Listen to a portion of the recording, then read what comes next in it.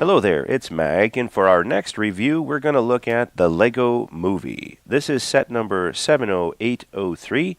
It is Cloud Cuckoo Palace. Contains 197 pieces, retails in the United States for $19.99.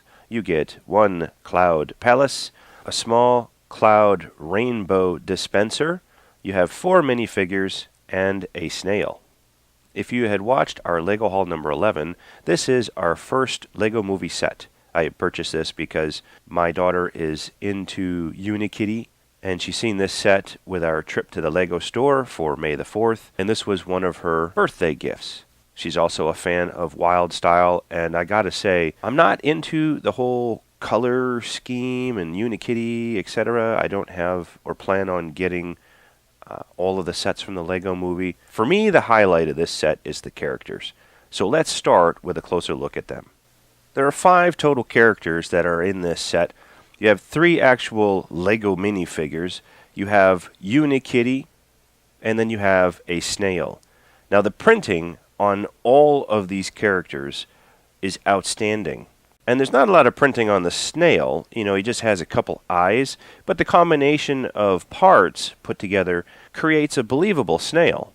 And of course, Unikitty is not your traditional Lego character. She does have an archway for a body, but there is a tail, couple colored 1x1 studs. Her face is a printed brick. But for them to be able to bring the character into a series was great. Now, you do have a lot of unique pieces across all of these characters, and I'll touch upon them as we go through from left to right. We'll start on the far left and look at Executron. I mean, he is, for all intents and purposes, a robot, but he has hair. So that's a neat feature. It's not a special design or mold specifically for that character, but just for them to give him hair is kind of interesting. Wearing a nice black business suit. You can see the printing on his torso and his white shirt underneath, button-down collar, little pin on the lapel. And just like the hair, he is wearing sunglasses. Nothing special about him, but I just like the way the character was created.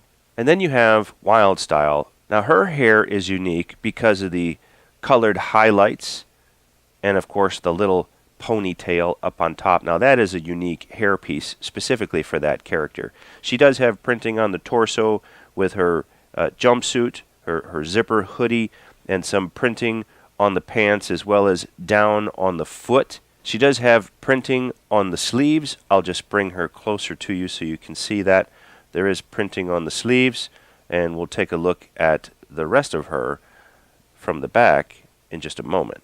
Next we have Unikitty with the unicorn horn.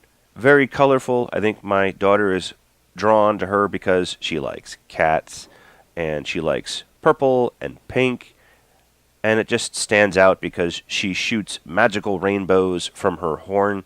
And I like the way they brought that character to life in this theme. The only thing that is annoying is that there's only a single 1x1 stud, like in the neck area, holding the head to the body.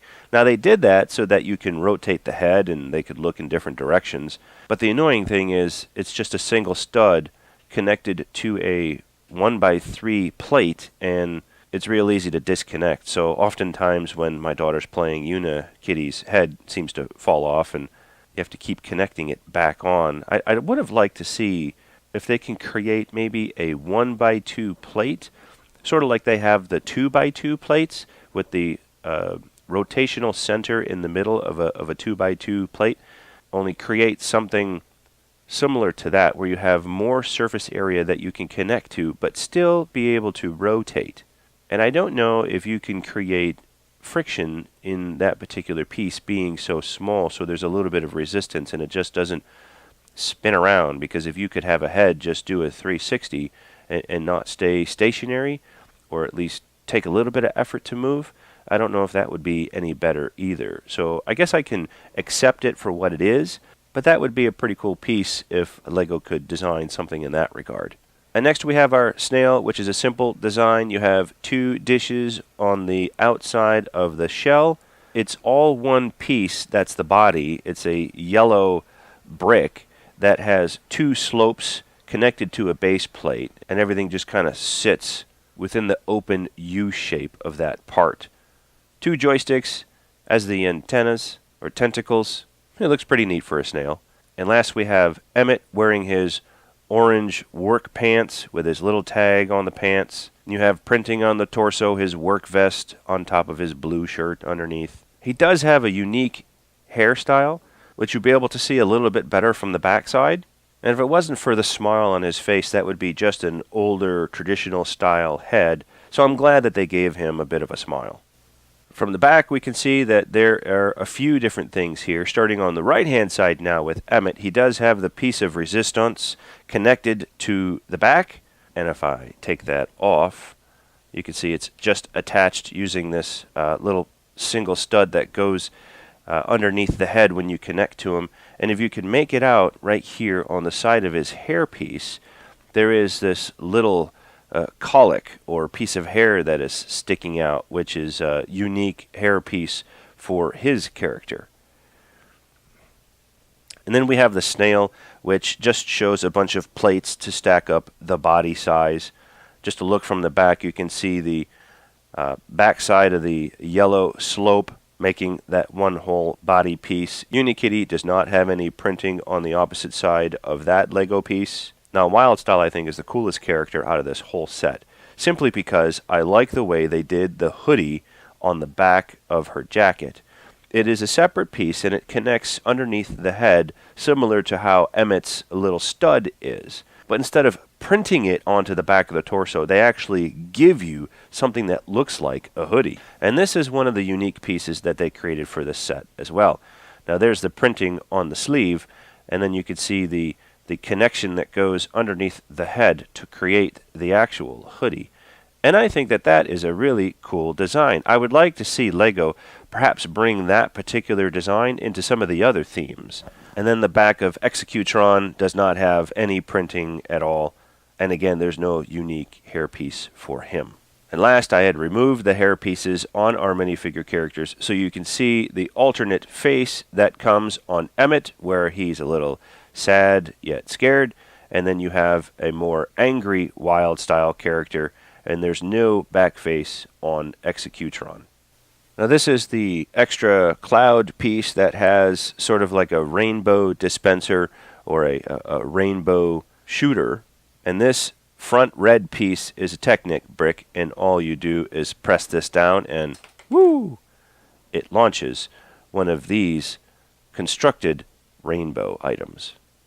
Here's a close-up of Cloud Cuckoo Palace. There isn't much here. There isn't any doors that open. There are a few things that you can spin. This parasail down on the bottom just spins freely. And there are some Technic gears in the back where these are connected, and you could spin these as well. And the sun is connected to this big long shaft, and then the sun will rotate back and forth. And I will swing this around so you can have a look at it from the back. Here are those gears that connect those 2 spindles in the front. And then this is just a 1x2 plate with a 90-degree post stuck into a 1x1 red stud with an opening in the center. And that allows this to change position of the sun. It hits this little yellow hinge piece down here, so it can't go any further. And then the sun is kind of bulky, so it does hit this tower of 1x1 round studs, so it can't go any further to the left. It just gives it a little bit of movement. It's a very simple, basic design, nothing really to look at from the back side. It provides our characters a small interactive play area. This will conclude our review of Cloud Cuckoo Palace from the Lego Movie. If you like the video, leave a thumbs up. We'd like to hear your comments, and we ask that you subscribe so we could send you more Lego reviews. Thanks for watching. We'll talk to you soon.